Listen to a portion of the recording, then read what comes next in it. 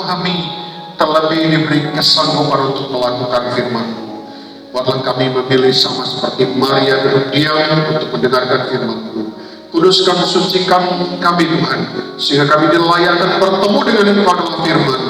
Karena firman adalah kekuatan-Mu yang mampu menolong dan menyelamatkan kami. Kami percaya Engkau sudah memberkati kami semua, umat yang sudah memuji Engkau Tuhan, dan seluruh hamba-Mu yang sudah melayani dan yang akan melayani kami. Kami siap mendengarkan firman-Mu, kami sambut berucapan syukur dalam nama Tuhan Yesus. Kami sudah berdoa mengucap syukur. Haleluya, haleluya, amin. Terima kasih, sudah terkasih, kami persilakan kembali, puji Tuhan.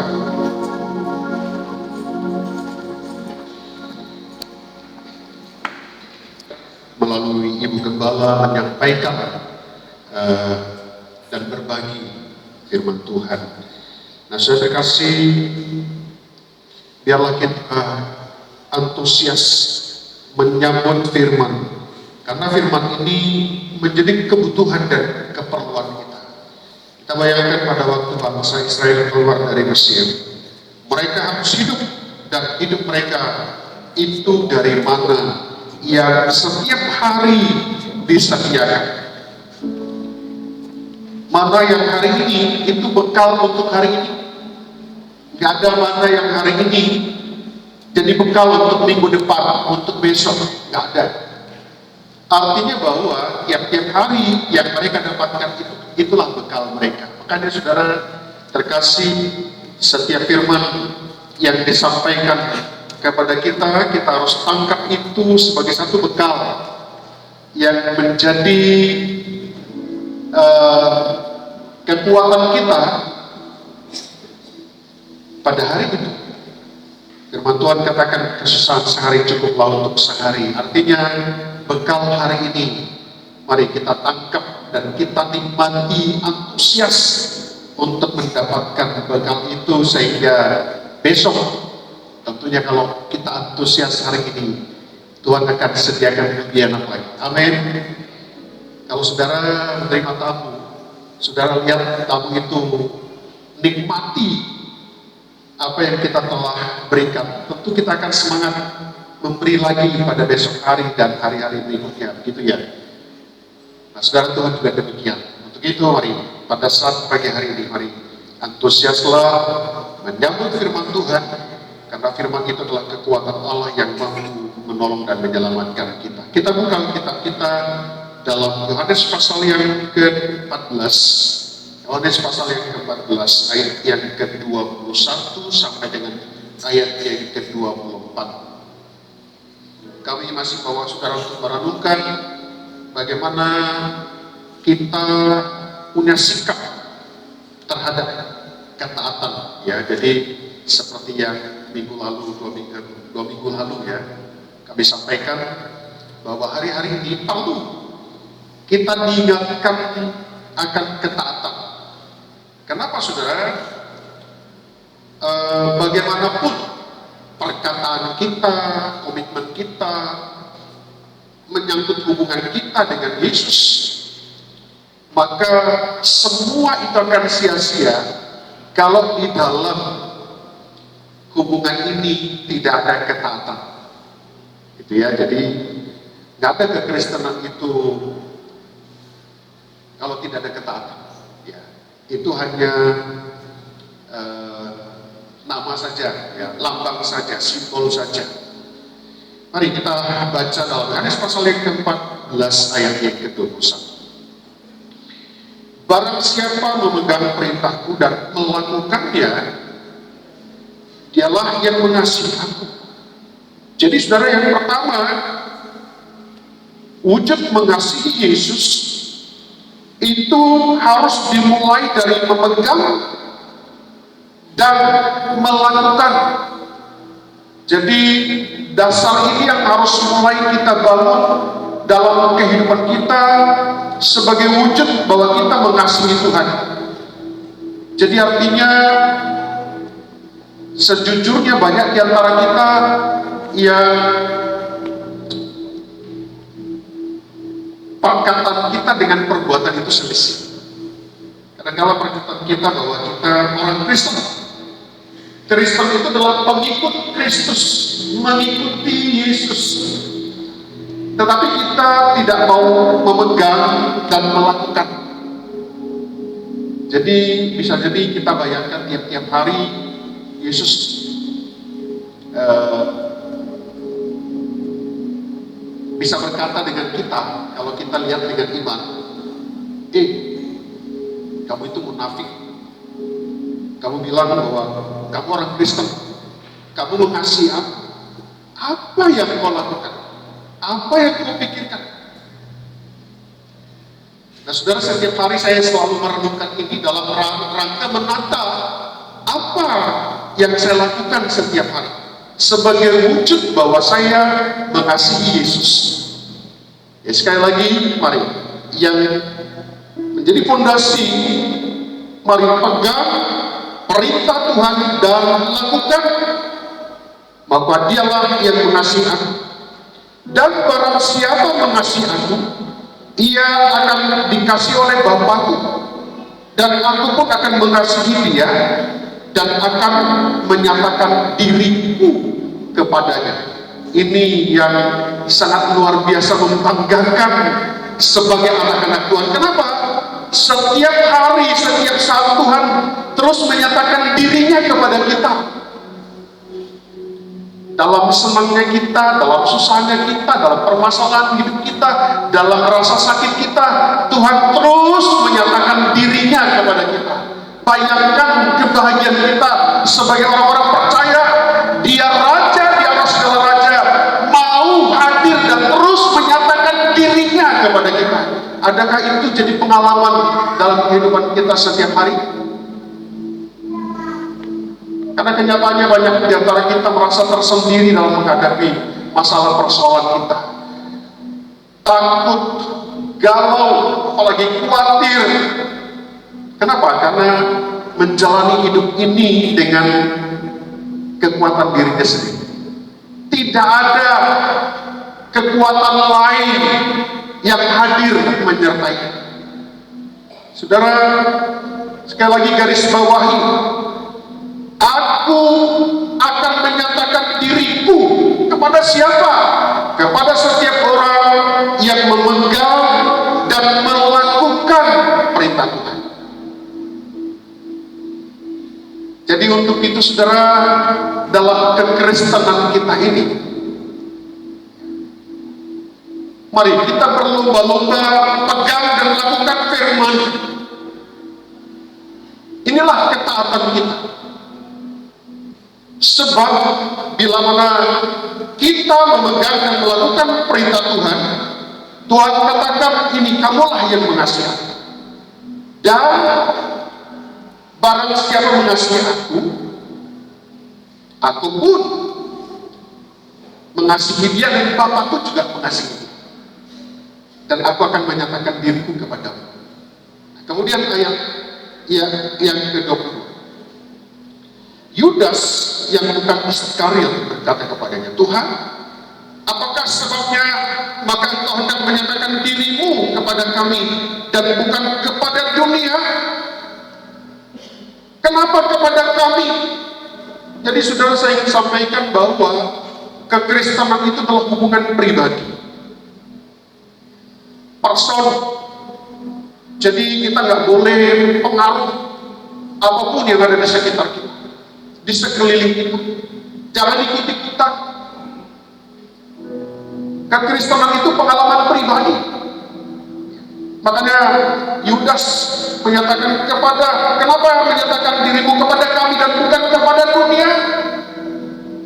Saya ingin sampaikan ini adalah bentuk cintanya Tuhan kepada kita, sayangnya Tuhan kepada kita. Makanya saya terkasih, bagi kita yang sudah mulai kehilangan rasa sayang, rasa cinta dari suami kah, dari istri kah, dari anak-anak kah, dari orang tua kah, jangan khawatir. Amin.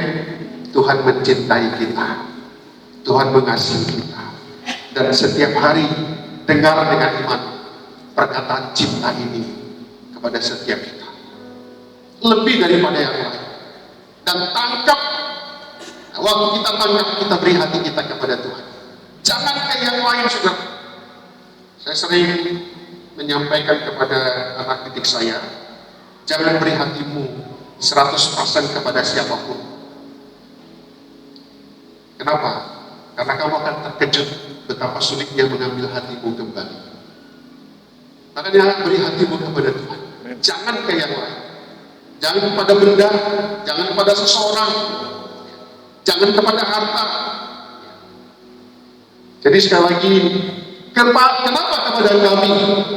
Ini satu bukti bahwa Tuhan sangat mencintai kita, sangat mengasihi kita. Jadi kalau hari-hari ini kita ada mengalami kurang cinta kasih dari yang kita harapkan, tak usah khawatir. Wah, cinta Tuhan lebih daripada segalanya untuk memenuhi semua yang namanya cinta dan kasih dalam kehidupan kita. Sehingga tidak ada lagi banyak usaha dari orang-orang mencari cinta, mencari kasih sayang, yang notabene pada akhirnya mereka akan melakukan banyak cara untuk menemukannya, tapi pada akhirnya mereka menemukan tapi adalah cinta yang sementara, cinta yang semu. Tapi kalau Tuhan, cintanya sejati, saudara. Untuk itu sekali lagi kita tangkap bahwa Tuhan mengasihi, Tuhan mencintai. Ayat yang ke-24, barang siapa tidak mengasihi aku, ia tidak menuruti firman. Jadi Tuhan katakan kalau tidak mengasihi aku, tidak menuruti firman. Saya terkasih, nanti akan kita lihat beberapa hal. Jadi ukuran kita dalam melakukan sesuatu mungkin baik saja, tapi harus didahului dan dibangun atas dasar bahwa kita mengasihi Tuhan dulu, baru melakukan apa yang Dia mau.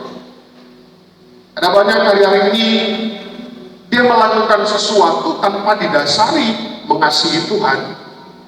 Maka ketaatan seperti ini bukan malah menyenangkan hati Tuhan, saudara, bukan.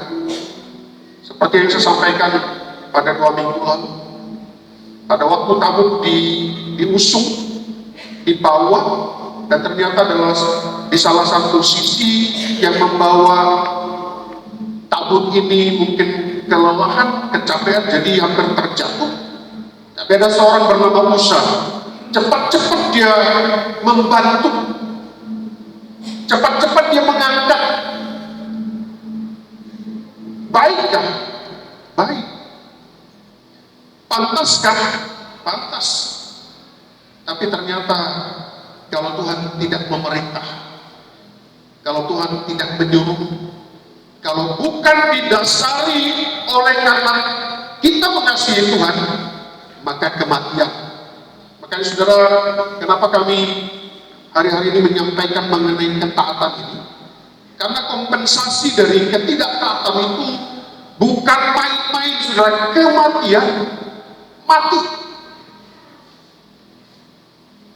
Jadi jangan sudah terkasih main-main kepada Tuhan mengenai apapun yang kita lakukan, sebab kalau bukan didasari Tuhan memerintahkan kita untuk melakukannya, itu kematian.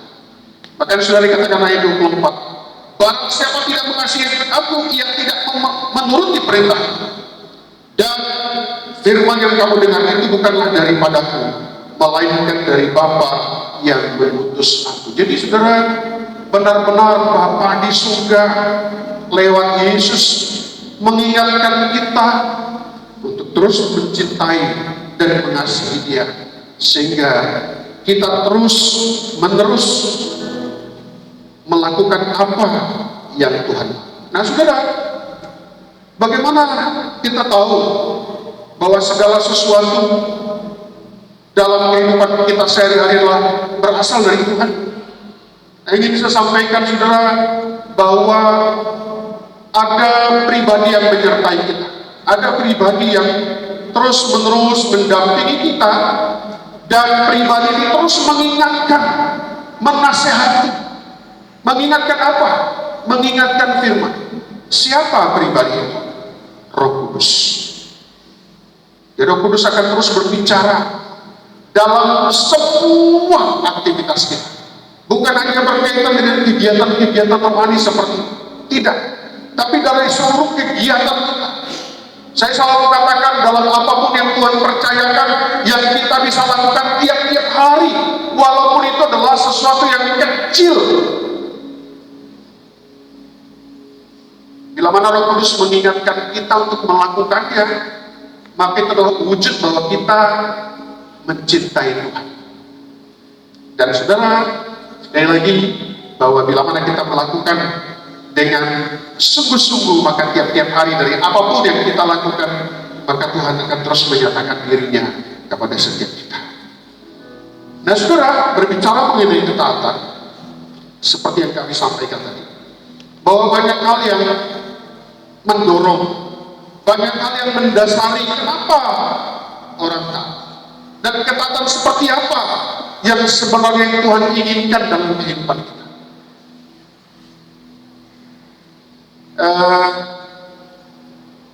Saya saudara kalau mengajar itu adalah 5 lantai ya tempat kami itu. Jadi biasa kalau saya bawa tas, itu ada anak-anak tanpa disuruh saudara cepat-cepat diambil tas saya dibawa.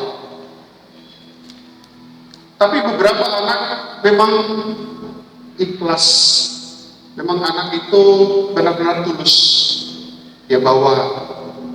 Padahal kelasnya di bawah, dia terus ke atas, dia taruh di meja guru, nanti dia turun.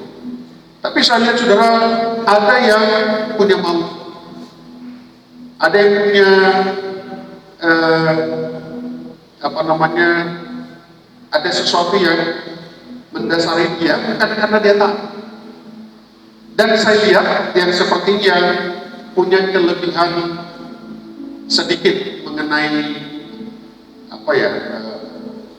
pelanggaran ketertiban lah, ya, agak sedikit bandel gitu.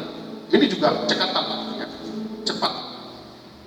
Tapi kadang-kadang waktu jalan, Pak, tolong dong bocorkan soal ulangannya. Sambil dia bawa, Pak, masalahku kemarin selesaikan aja ya. Sambil dia bawa. Nah, saudara kasih pada waktu naik saya sering, ya udah tua saudara, tahun depan sudah umur 60, jadi udah rasa ya agak lelah naik gitu ya. Jadi seringkali anak-anak itu turun yang agak badan besar, cepat-cepat kalau saya sudah mulai naik tangga, cepat-cepat mereka datang itu langsung pegang tangan saya. Yang tulus ada, nggak apa-apa, tulus jalannya sampai ke atas. Tapi ada yang sambil jalan, sambil ngomong itu, yang diomongkan itu banyak kali mengenai kepentingannya. Pak, yang remedial kembali itu tas ya, saya kan udah bantu Bapak nih. Jadi saudara, ada hal seperti itu yang mendasari mereka itu melakukan, ya. Saya kurang tahu pernahkah kita merasa seperti itu dengan Tuhan. Tuhan, aku mau melakukan ini. Kalau Tuhan begini. Yang saya lihat saudara, hasil dari orang seperti ini beberapa kali. Tuhan, tolong saya untuk buka usaha. Waktu itu saudara ada usahanya, buka jual-jual minuman, makanan. Nanti kalau sukses, kalau berhasil saya akan makin setia. Saudara, di ujung-ujungnya sukses ramai. Pak, kok nggak ibadah? Aduh Pak, hari Minggu yang paling ramai. Ada lagi saudara yang menyedihkan, tapi ya cara jasmani kali ya. Pak, doakan supaya bekerja. Oke, dapat pekerjaan saudara. Tapi lama-kelamaan tidak pernah lagi ke gereja. Dan yang saya tahu dia pindah gereja lain saudara. Pindah gereja lain. Nah, jadi saudara terkasih, sekali lagi bahwa kita juga banyak terlibat di dalam hal kita mau melakukan sesuatu, kita taat, tetapi di balik ketaatan ini ada sesuatu yang menjadi keinginan kita. Saudara, saya ingin sampaikan, ya, saya rasa bahwa yang lebih tahu keinginan kita adalah Tuhan daripada kita. Amin. Haleluya. Tuhan lebih tahu apa yang menjadi keperluan kita, apa yang menjadi kebutuhan kita, apa yang menjadi kepentingan kita. Makanya firman Tuhan katakan, cari dahulu kerajaan Allah dan kebenarannya. Itu menunjuk bahwa tidak ada sesuatu alasan atas kepentingan apa kita melakukan sesuatu, tapi kita lakukan saja. Makanya di akhir dikatakan, cari dahulu kerajaan Allah dan kebenarannya, maka yang lain akan ditambahkan kepadamu. Nah, yang lain akan ditambahkan kepadamu itu kan menyangkut apapun yang menjadi keperluan dan kepentingan kita. Makanya cari dahulu kerajaan Allah dan kebenaran. Jadi jangan sampai ada di antara kita melakukan ini, tapi dalam pikiran kita sudah ada iming-iming tertentu yang menjadi keinginan kita. Dan orang-orang seperti ini satu ketika, bila mana apa yang diharapkan tidak dia dapatkan, pasti kecewa. Dan pada waktu dia kecewa, banyak orang meninggalkan Tuhan. Tapi dalam perjanjian lama, waktu mereka dimasukkan dalam satu tantangan yang paling berat, orang-orang ini bilang begini, Tuhan mau tolong pun atau tidak tolong pun, aku tetap mencintai Tuhan, aku tetap mengasihi Tuhan. Mau ditolong atau tidak pun, aku tetap mempertahankan dan taat kepada Tuhan. Ini kan satu komitmen yang luar biasa dalam rangka membangun dengan dasar karena mencintai Tuhan, bukan yang lain. Maka saudara jangan berpikir kalau toh hari-hari ini saudara dihadapkan permasalahan ekonomi yang berat, ya permasalahan rumah tangga yang berat, kesehatan yang mungkin sedang terganggu dan mengkhawatirkan. Saudara terkasih, jangan khawatir tentang itu. Kenapa? Bisa jadi Tuhan izinkan itu terjadi supaya apa? Menguji rasa cinta dan sayang kita kepada Tuhan. Sejauh mana kita mencintai Dia dalam posisi seperti ini. Menyangkut penyakit, kelihatannya saya yang melewati banyak yang begitu berat. 2004-2005 masuk ICU saudara di Antonius, diagnosa jantung. 2015 diagnosanya apa saudara? Diagnosanya kanker. Ini sekarang saudara, ginjal di sebelah kanan ini itu menurut dokter itu sudah tidak berfungsi. Ada kista yang membengkak saudara sebelah sini. Tetapi saya percaya bahwa semua ini yang terjadi tidak akan membuat kehidupan saya sampai pada akhirnya dibawa kepada kematian kekal, bukan. Tapi itu untuk menguji sejauh mana saya tetap taat kepada Tuhan dalam posisi seperti ini. Dan puji Tuhan saudara, bisa dilewati, bisa dijalani. Dan inilah menjadi pembuktian bahwa Tuhan yang kita sembah adalah Tuhan yang hidup, sehingga kita tidak sia-sia mengikut Dia, tidak sia-sia terus melayani Dia. Bisa jadi kalau kita masa seperti itu banyak yang meninggalkan Tuhan. Aku kan sudah melayani kok seperti ini, aku kan sudah setia kok seperti ini, saya sudah melakukan yang terbaik untuk suamiku, kenapa suamiku lakukan seperti ini? Dalam usaha sudah betul-betul melakukan tiap hari doa, bahkan perpuluhan setia, tapi kenapa seperti ini? Saudara harus punya komitmen bila mana kita mencintai, bahwa apapun kondisinya, aku tetap setia kepada Tuhan. Aku akan terus, tidak ada yang menghalangi Adalah Alkitab mengatakan kematian kah, ketelanjangan kah, kelaparan kah, tidak ada yang dapat memisahkan kita dari kasih Kristus.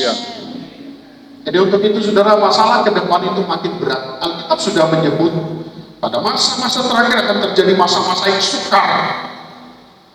Presiden kita sudah sering memandangkan ke depan bukan keadaan lebih baik, tapi bersama dengan Tuhan yang tidak baik tadi kita akan pasti bisa lewati. Kenapa? Dia ada untuk kita.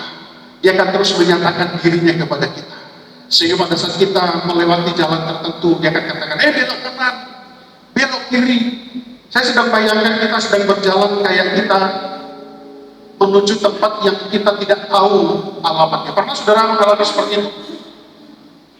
Nah saudara, saya pernah saudara, ada teman saya dikatakan, di mana bro rumahmu? Delikua. Delikua kan saya tahu, agak kota gitu dari Medan. Tahu-tahu saudara, dia sebut alamatnya ini, lumayan sangat jauh saudara. Nah kita dituntun map yang ada di HP kita. Saya sedang bayangkan Tuhan sedang menuntun kita ke tempat yang kita tidak tahu arahnya. Tapi kalau kita dengar-dengaran dengan map ini dan kita lakukan, kita nggak sesat. Amin. Itu yang saudara yang saya waktu itu jalani, saya dengan teman saya. Kanan, kiri, banyak belokan saudara. Nah, saya nggak tahu belok black di mana, nggak dengar saudara perkataan dari HP ini. Mutar lagi, mutar. Salah jalan lagi, mutar lagi. Begitu sabarnya saudara HP itu berbicara supaya jalan itu benar. Tapi saudara pernah enggak saudara dengar di HP itu bilang sesuatu yang aneh? Saya jujur saudara, 2 kali saya dengar, capek katanya. Capek gitu, 2 kali. Sampai teman saya bilang, bang, apa tadi dia ngomong? Capek. Saya tempuh saudara tempat ini, jadi dia ngomong selama 3 jam saudara. HP itu ngomong kanan kiri sampai ke gunung saudara, itu antara hutan sana saudara, baru temu tempatnya. Hampir pulang saudara karena kelihatan banjir dari atas. Tapi luar biasanya saudara, HP ini terus berbicara sampai ke tempat tujuan. Bayangkan Tuhan itu seperti itu pada kita. Yes. Masalah jalan buntu, ayo pulang, putar-putar. Dengar saudara, waktu kita tidak dengar, maka kita akan bayar harga sangat mahal. Kenapa? Terlalu jauh muternya. Kami saudara terlalu jauh muternya, sampai hampir setengah jam saudara jauh meluncur sampai ke arah bandara Kuala Namu sudah. Mutar lagi. Kekristenan kita seperti itu saudara. Seringkali kita terlalu jauh. Bila mana kita terus sudah peka, sudah dengar. Nah untuk itu saudara, mari kita lihat beberapa hal mengenai ketaatan itu. Yang Tuhan inginkan apa saudara? Yang pertama, itu ketaatan tanpa menunda. Jangan tunda. Ini paling penting saudara. Kenapa saudara terkasih? Penundaan ini tanpa kita sadari itu merupakan penolakan, dan penolakan ini sudah dapat dinyatakan penyangkalan. Makanya kita katakan, kalau hari ini kau dengar firman Tuhan, lakukan. Hari ini dengar, jalan. Sudah terkasih, belakangan ini khusus untuk saya saudara, nggak tahu ada di antara kita yang pernah mengalaminya, dan ini bukan pamer saudara, bukan, dan bukan untuk memancing saudara untuk melakukan Om Cipto. Nah, kenapa saudara? Banyak yang saya lihat, termasuk di sekolah atau di dalam aktivitas sehari-hari, itu dalam rangka memberi. Jadi kalau di sekolah itu saudara, itu beberapa anak nanti kalau kamu lapar nggak ada duit, nanti ke kantin ini, beritahu nama pencipta. Nanti saya pulang nanti diberitahu, nanti nama si ini yang ngambil, nama si ini yang ngambil. Ada kasihan anak-anak kadang-kadang jalan sana sini, ada yang jalan sana sini, di meja kawannya masih ada sisa Indomie, masih ada kuah, langsung cepat-cepat diambilnya, dimakannya. Dan Tuhan buat saya dapat melihat itu. Nah, nanti saya temuin dia, nanti kamu jangan begini, nanti kalau lapar kesini aja. Nah seperti itu sudah. Kadang-kadang diingatkan untuk melakukan dan memberi. Kenapa saudara? Saya rasa mungkin banyak di antara kita soal memberi itu tidak mudah, benar kan? Selalu ada hitung-hitungan di dompet, bisa berapa. Bahkan dalam rangka memberi ke sini pun, saya pengen lihat nanti dan tanya Ibu Gembala, warnanya warna apa? Amin saudara. Mau memberi warna yang terbaik dan jumlah dan nilai terbaik. Amin. Mau taat? Nah, itu kan. Pernahkah ragu-ragu dan menunda Tuhan katakan beri ini? Beri. Kenapa saudara kasih? Dalam Alkitab, setiap orang yang ragu-ragu itu sangat berbahaya. Itu karena dia menunda. Dalam Alkitab, Yakobus katakan orang yang mendua hati tidak tenang dalam hidupnya dan jangan mengira dia mendapatkan sesuatu. Jadi berbahaya. Hari ini kita diminta untuk melakukan sesuatu, lakukan. Hari ini semua untuk melakukan sesuatu, lakukan. Anak-anak muda jangan selalu entar disuruh sesuatu, tunggu. Jadi itu yang pertama saudara, yang Tuhan tidak inginkan. Yang kedua, melakukan sesuatu, ketaatan itu harus dengan tekun dan semangat. Dalam Alkitab, Nuh yang Tuhan sudah katakan bangun bahtera, ukurannya ini, bahannya semua Tuhan perintahkan dengan ukuran Tuhan dan bahan dari Tuhan. Sudah bayangkan dia membangun di tempat yang tidak lazim dan orang-orang di sekitar itu tentu banyak tantangannya ya. Tapi dia tetap semangat, tetap dia tekun sampai pada akhirnya datang air. Nah saudara, saya ingin sampaikan ketaatan kita bila disertai dengan ketekunan dan semangat, satu ketika itu akan menyelamatkan kita. Amin. Akan diselamatkan kita, benar asli.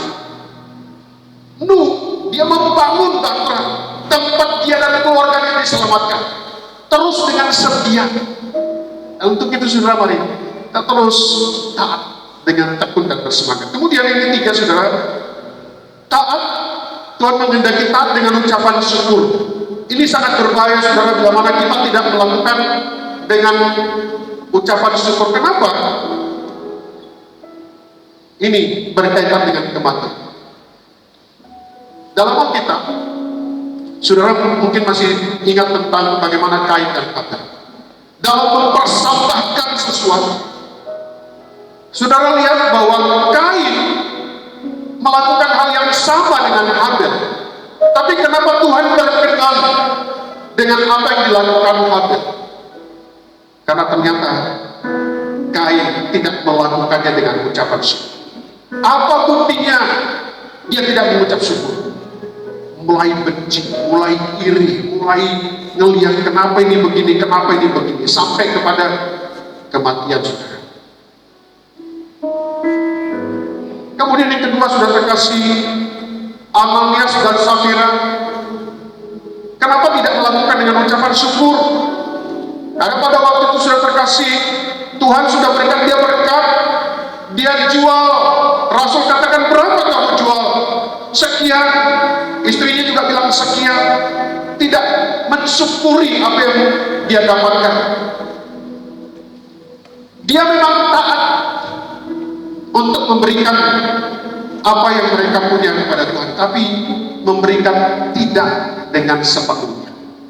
Apa yang terjadi? Kematian. Kemudian saudara kasih istri Lut, dia keluar dari Sodom dan Gomora. Memang tidak terucap di mulutnya bahwa dia masih terikat dengan harta yang ada di Sodom dan Gomora. Tapi gerakan dia dengan cara dia menoleh, menjadikan dia tiang kami. Saudara terkasih, bisa jadi mulut kita, sikap kita, perasaan kita yang membuat kita mulai mengeluh atas apa yang bisa kita lakukan setiap hari. Maka sebenarnya kita akan dalam posisi sangat berbahaya. Makanya supaya tidak bertambah capeknya kita lakukanlah dengan ucapan syukur. Amin saudara. Ibu yang masak, kalau dilakukan dengan ucapan syukur, maka rasa lelahnya hilang. Tapi kalau dilakukan dengan rasa mikirkan gaji suami cuma sekian, mikirkan ini macam-macam, dengan masaknya ini akhirnya bukan berkat untuk kita dan berkat untuk orang lain, kita pun dalam posisi yang berbahaya. Dan yang terakhir saya kasih, Tuhan ingin bahwa kita melakukan ketaatan dengan yang murni, tulus. Memang ini tidak ada satu tokoh dalam Alkitab yang sempurna selain daripada Yesus. Yesus taat sampai mati, walaupun pada waktu ketika Tuhan kalau bisa ambillah cawan ini, tapi katakan terakhir adalah kata-kata yang sangat indah. Bukan kehendakku yang jadi, tapi kehendakmulah yang jadi. Saya terkasih, masalah apapun yang berat dalam kehidupan kita, bisa jadi kita nggak bisa menyelesaikannya, tapi bersama dengan Tuhan pasti bisa terselesaikan, dengan tentunya kita mencintai Dia dan kita taat setiap hari melakukan apapun yang Tuhan percayakan sebagai aktivitas kita. Sama-sama kita bangkit berdiri.